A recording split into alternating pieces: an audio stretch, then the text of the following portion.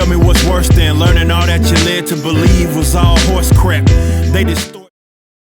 Welcome to 3 Count Commentaries. This is your host, MagMongoSlade. So we're going to talk about the WWE biography of Mick Foley, which is it's crazy to say, but this is one of the better ones. Even though they spent a little too much time on the Hell in a Cell match, this was one of the better ones because Foley got to tell his own story. And he is essentially the primary subject of the entire story. There's not a lot of wrestling journalists. There's not a lot of his peers. There's, they're adding in here and there. Vince is adding in here and there.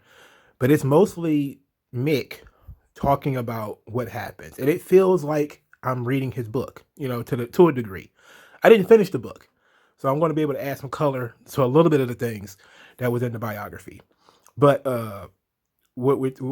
just listening to Mick talk about himself, it's like he's such a great dude.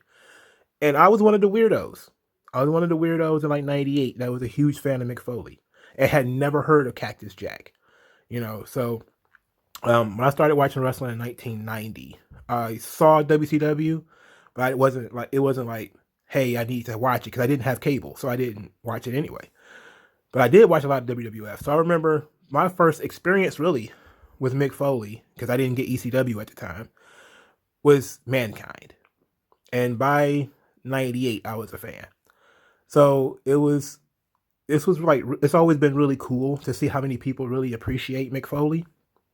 And to find that he's so lucid, of all the guys who've been hit in the head and did the falls and been exploded and been blown up and, losing his ear and losing his teeth multiple times. He lost 2 sets of teeth. I think maybe 3, all of this stuff. And he's still one of the most lucid wrestlers. Like, can remember minor details. He can remember slights that people had 30 years prior.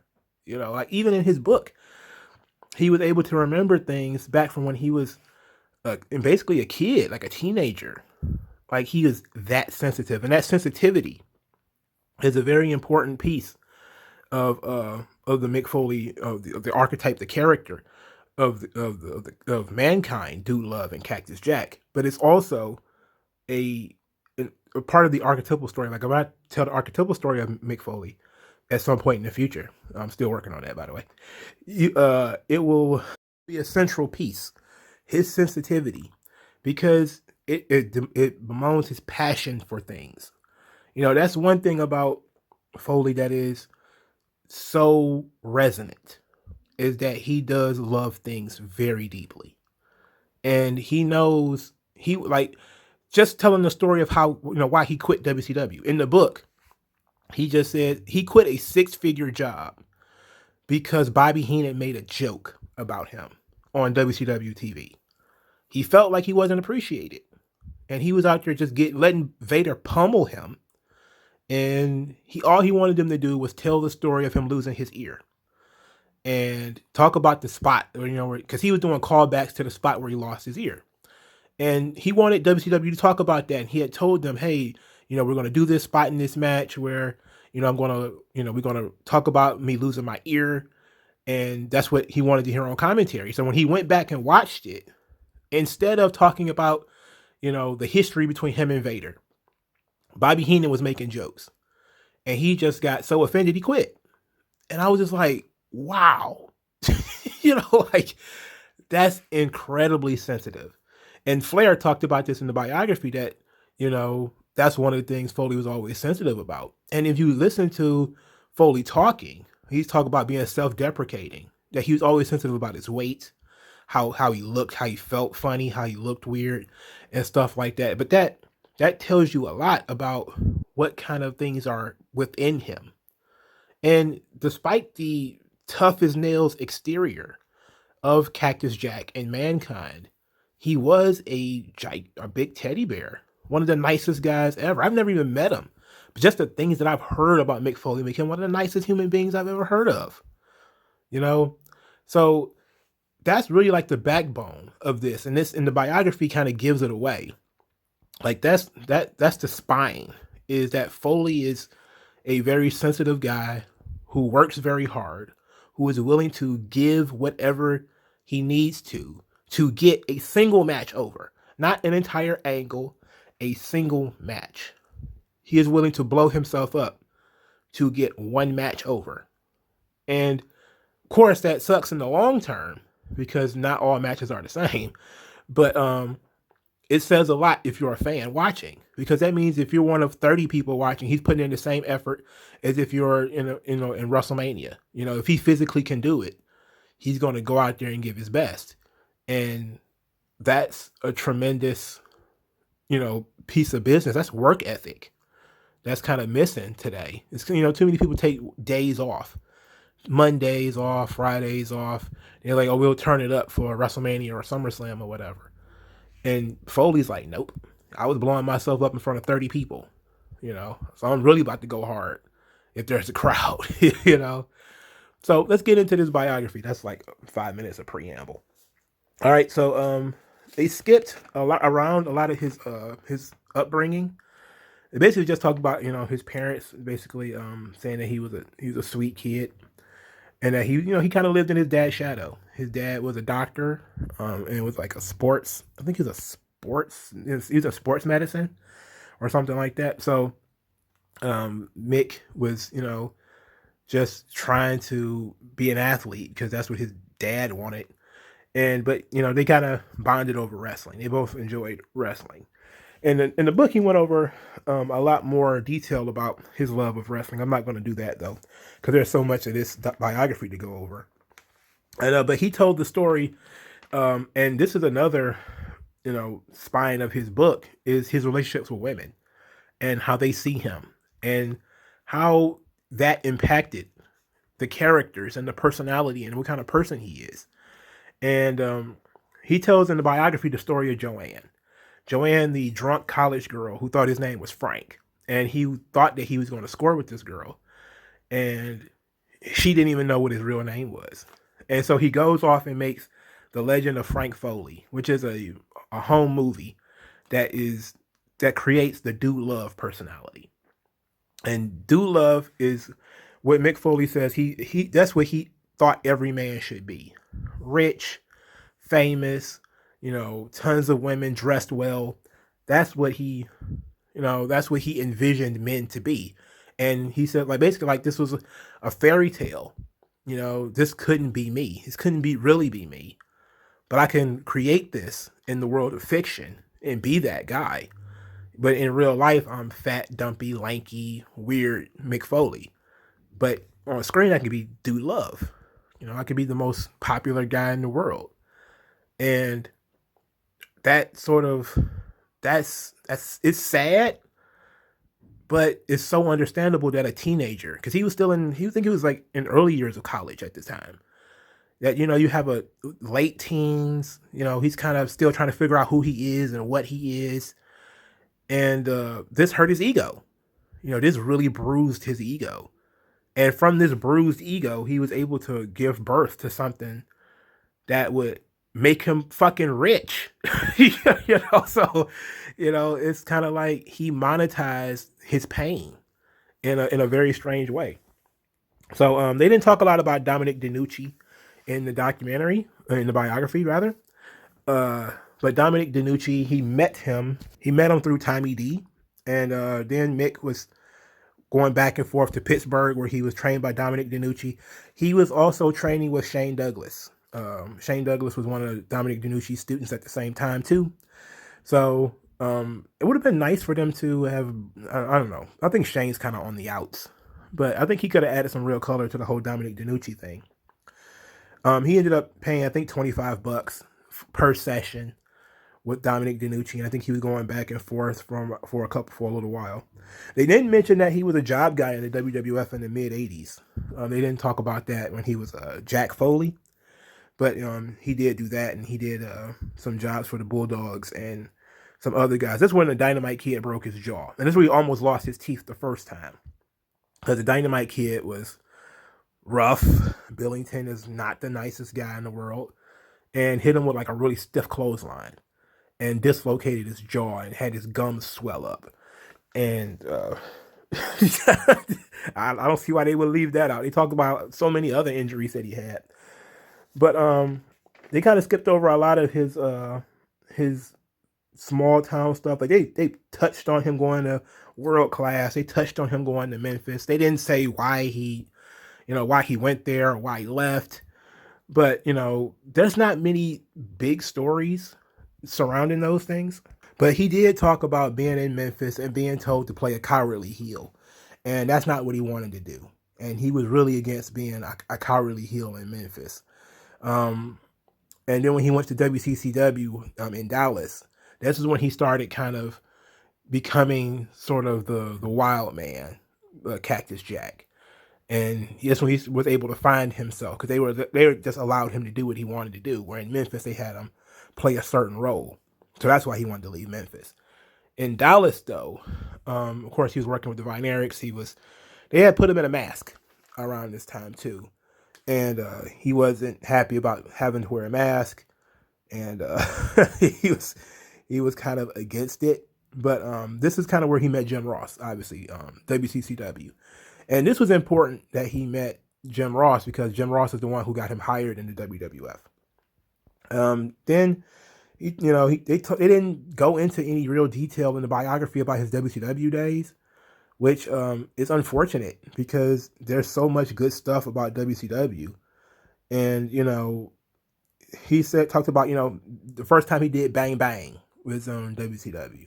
And Dusty kind of loved it and told him to do that all the time.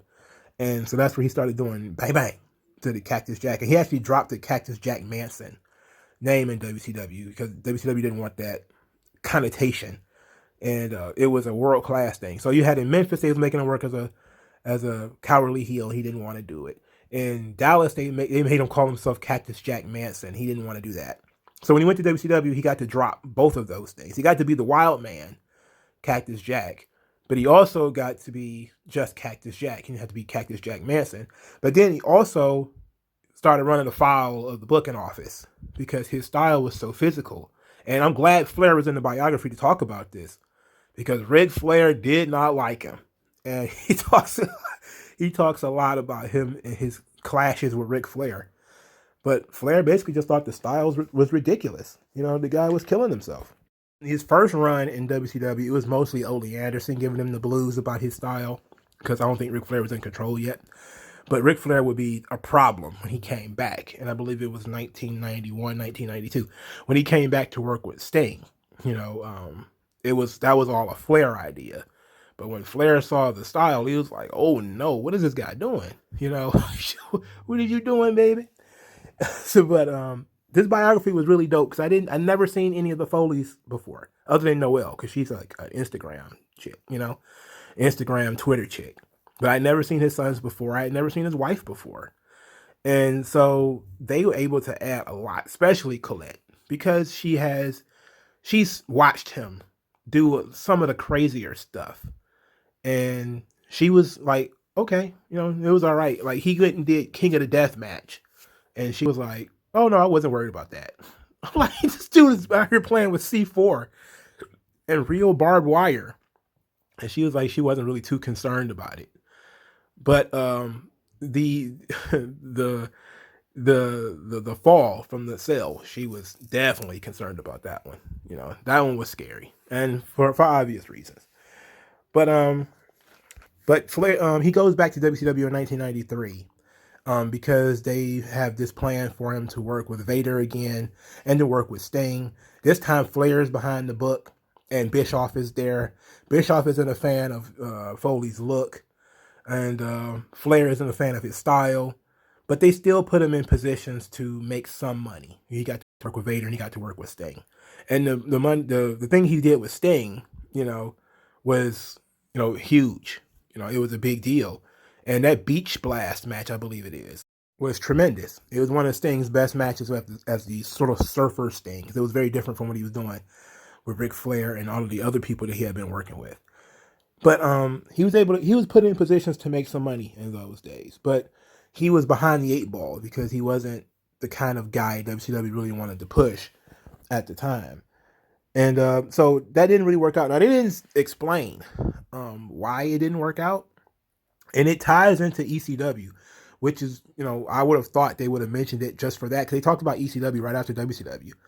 But the reason he left WCW, and partly it was because of the comments that Bobby Heenan had made on commentary, and it wasn't like a personal dig either. It was just kind of like an offhand throwaway thing about a cold medicine or something like that. It had nothing to do with the match. It just felt like something that Bobby Heenan just threw out there, and Foley was just offended and decided he was going to quit. But in between the time he had actually quit, they wanted him to complete the storylines that he was involved with. So in that storyline, he had won the tag team championships with Kevin Sullivan.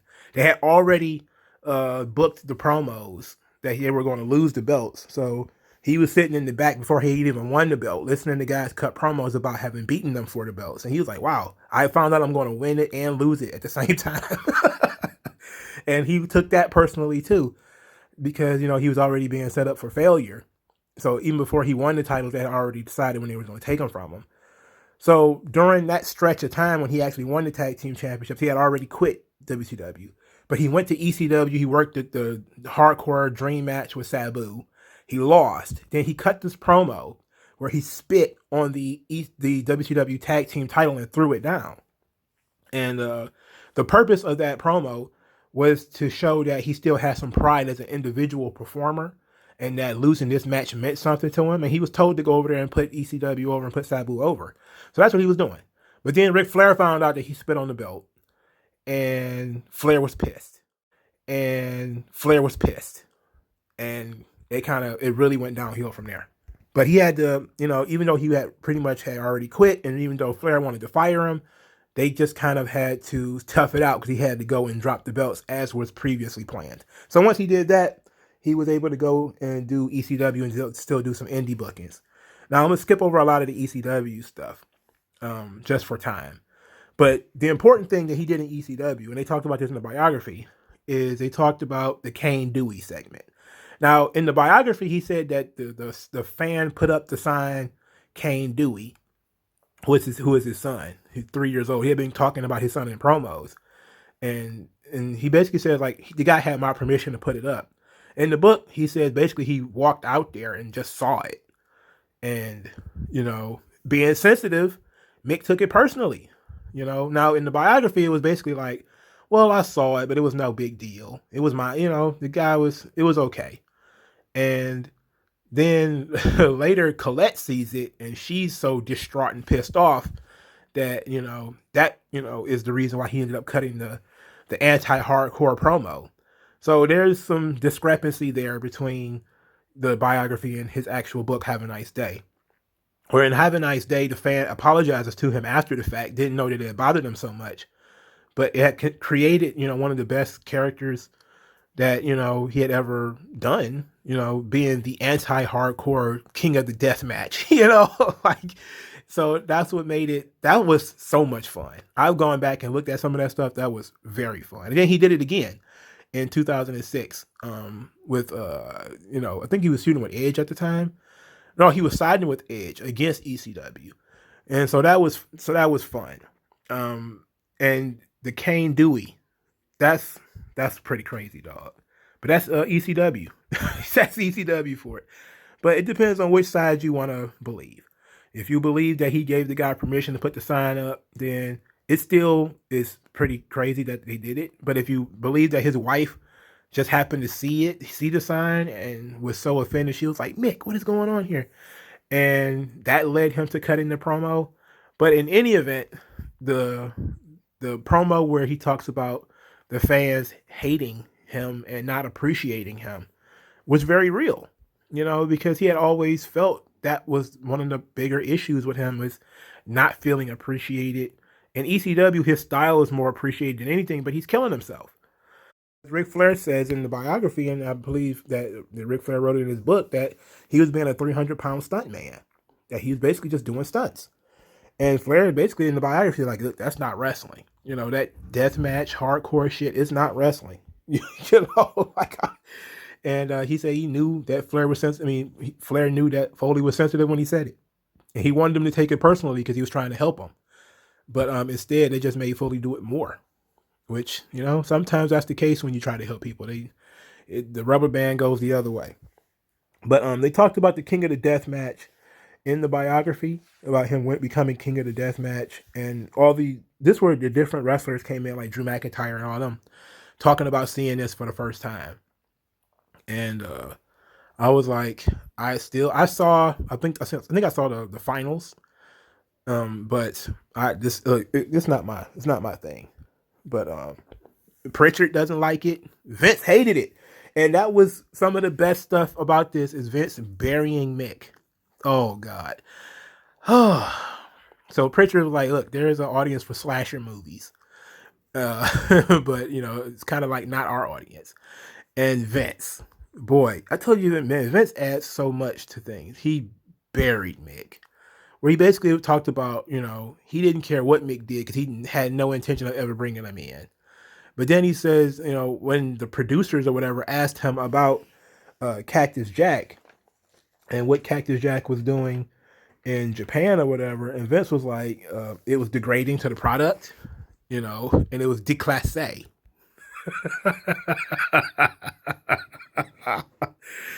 Oh, he says it takes no talent. It's déclassé.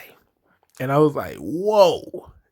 He pulls no punches. But everybody has been pretty clear that Vince did not like the look of Mick Foley. He didn't like the style. Like the style of Mick Foley and his look were not mainstream. WCW didn't really appreciate it. WWF didn't really appreciate it. ECW did, but they paid the least and you suffered the most. So when he jumped ship from ECW to WWF, he didn't really want to do it. They told him about the Mutilator, or Mason the Mutilator, and he talked about it in the book. And he basically was like, no, this is the shits. I don't want to do this. But he had pretty much, the issue is he was an independent wrestler working at ECW and not making enough money. And this was an opportunity for him to make some cash. And Colette basically said, hey, look, go do this for a little while and retire. Do it for a couple of years, and whether it's the shits or whether it takes you to the top, but that's it. And JR is one got him the opportunity. They kind of told him from the beginning that he was going to be working with The Undertaker. That was the entire plan, is that he's going to come in and work with Undertaker, and that was kind of it. There was no plan for him after that. But Foley was kind of paranoid. Well, like he's kind of like, well, I'm pretty sure you told Aldo Montoya he was going to be a big star too. And it was like, I don't know if anybody told him that. But he was really concerned about his image. He just wanted to be Cactus Jack in the WWF. And Vince was like, no. And then in the book, they actually explained why Vince changes people's characters.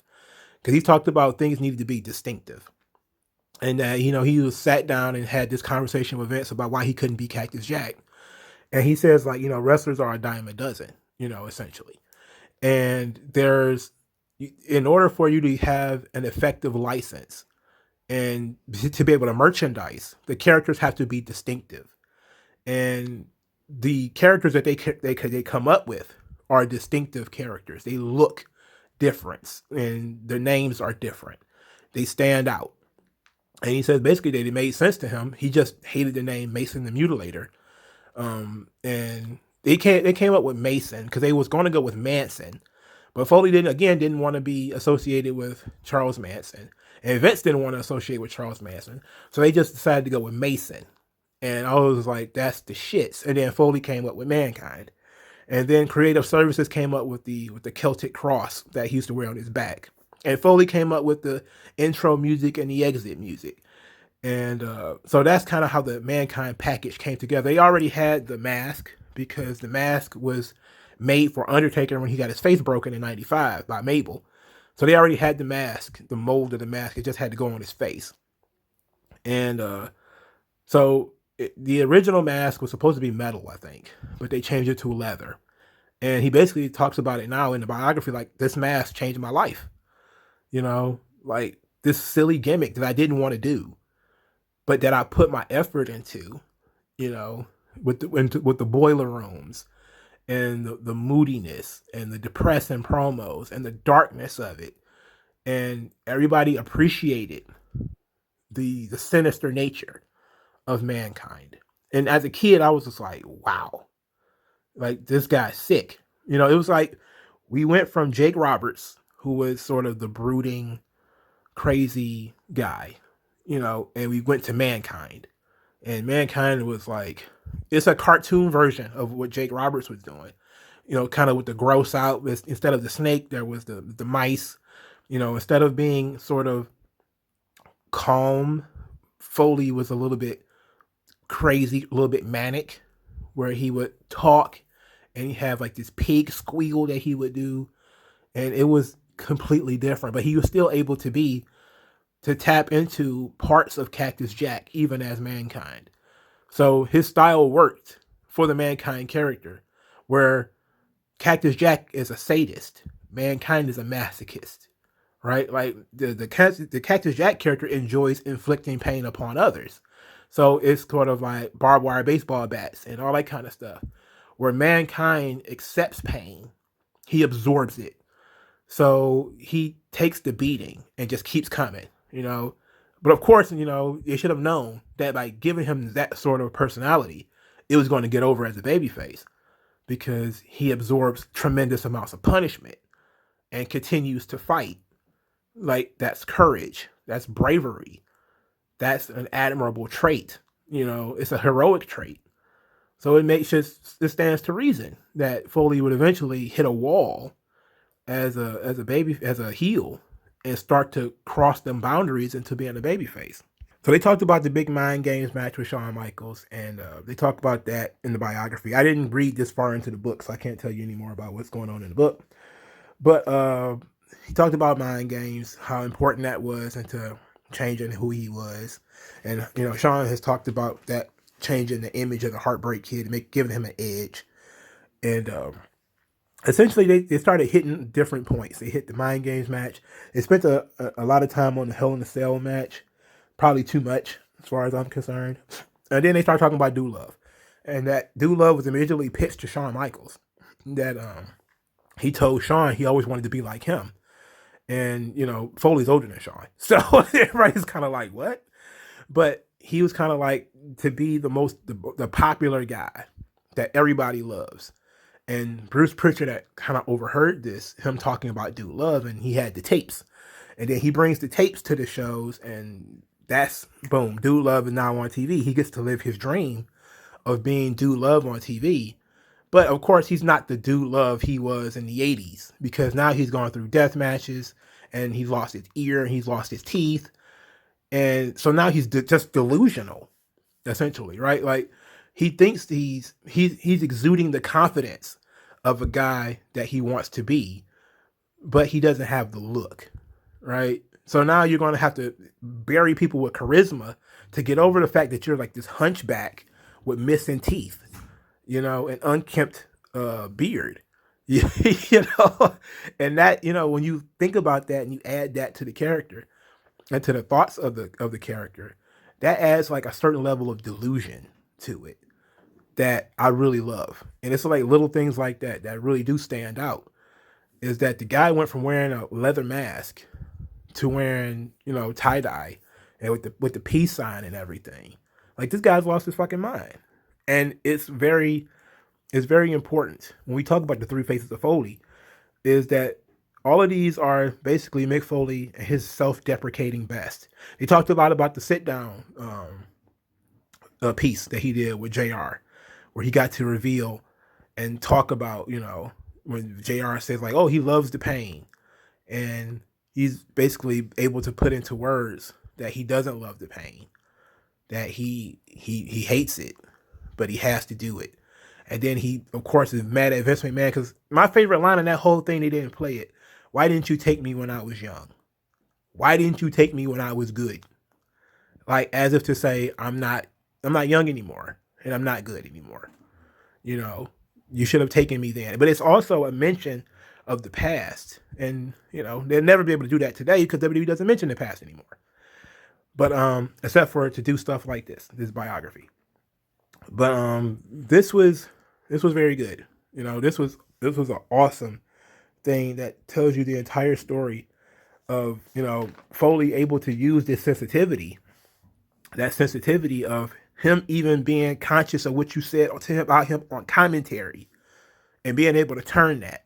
He's conscious of the signs that you bring, and he responds to that. He doesn't want to see Foley as God. Foley is good, right? You say Kane Dewey, he's going to cut a promo about it.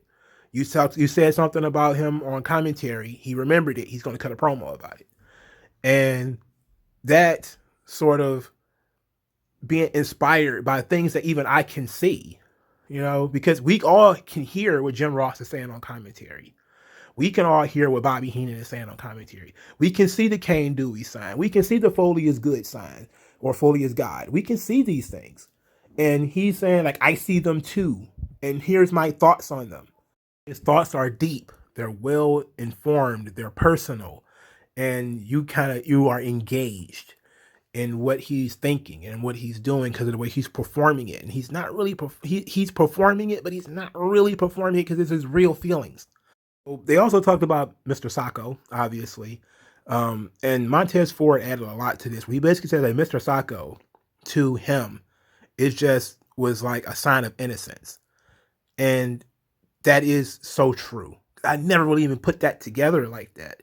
Like, there is something childlike within. Like, I call Mankind, I call Mick Foley oftentimes like the Homer Simpson of pro wrestling. But that's true, because there is an innocence in Homer where he does bad things or stupid things, but he doesn't have any idea that what he's doing is bad or stupid, right? So Foley is trying to help Vince, so when he's trying to help him, he thinks like, how can I cheer him up? And he figures sock puppet will cheer him up. It's silly. He's got a clown. It's stupid, but he's the nicest guy on earth. Now you got Foley in his real life. He dresses like Santa Claus to go to kids. So he's like, this is completely him. This is something he would do. He would do sock puppets if it's necessary. And, they talked about how Dude Love made people feel good. But so did Mr. Sacco, just the silliness of it.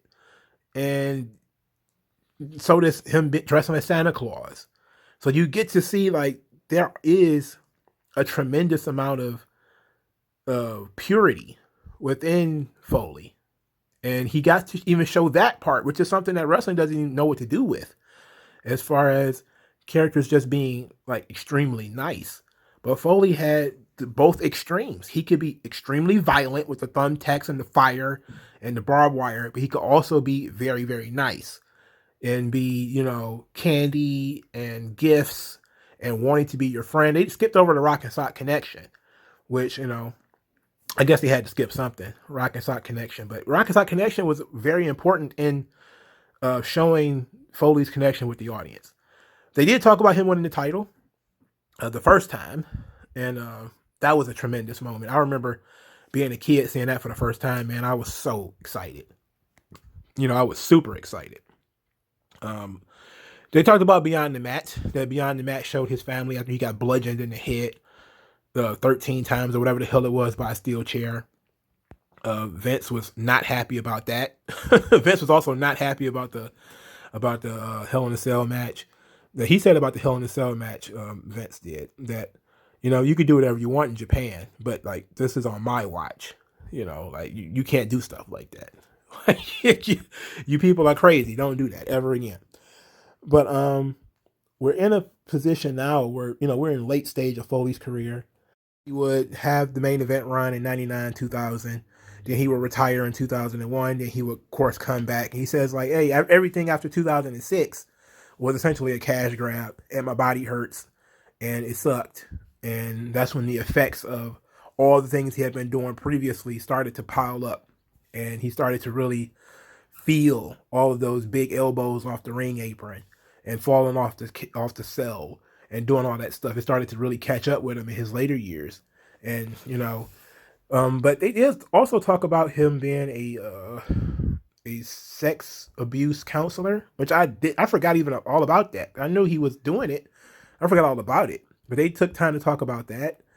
They talked about, of course, him being an author, being a writer and stuff like that. They mentioned TNA, that, he says basically he hated wrestling at this point because he was in so much pain.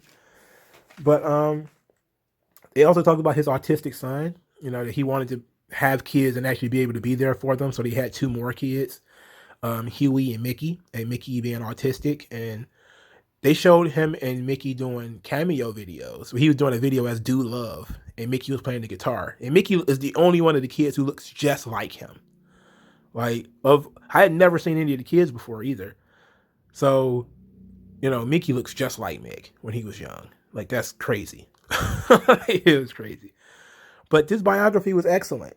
It was very emotional. It was, it told the story of an emotional guy, and you wouldn't think that Cactus Jack, with all the danger and all the blood and the violence, would be so emotional. But that's his main motivation. He wouldn't have gotten anywhere in his career if he hadn't been an emotional guy who remembers personal slights, degradation, and all of the little things, because he didn't just set out to tell people I told you so. To end on this, basically that's what he was like, when the Cactus Jack thing got over, he's like, that was an I told you so to Vince. When I became world champion, when I became a big star, that was an I told you so to everybody who thought that I didn't have the look, or I didn't have the personality, or that I would never draw, or whatever. So that stuff motivated him, but it also made him very sad. Like, certain people, when they get this, that you'll never be a big star, they get motivated, but they also get kind of depressed, or they get bitter. Now Foley was one of the guys who was willing to admit that he got depressed, that he was feeling unappreciated, that he was doing all this stuff, killing himself, lost his ear, lost his teeth for the business. And he felt like just because of the way he looked and the way he wrestled, people would never appreciate him. And he was able to turn all of that around. And I'm glad to be a Mick Foley fan. I will watch Mankind matches all the time. Cactus Jack stuff, the WCW stuff, okay. I watched some of that. He wasn't doing his best work. But the stuff with Vader, the stuff with Sting, good stuff. The deathmatch shit, they can keep it. Foley is very good. He's excellent. A huge fan of him. And this biography made me even more so. And reading the book made me even more so. And I hate that he's in so much pain, but it makes perfect sense that he is, considering what he put himself through. All right, so like this video, share this video, subscribe to the channel. Thank you guys for your time, and I'll talk to you guys later, man. Peace out, and donate if you can.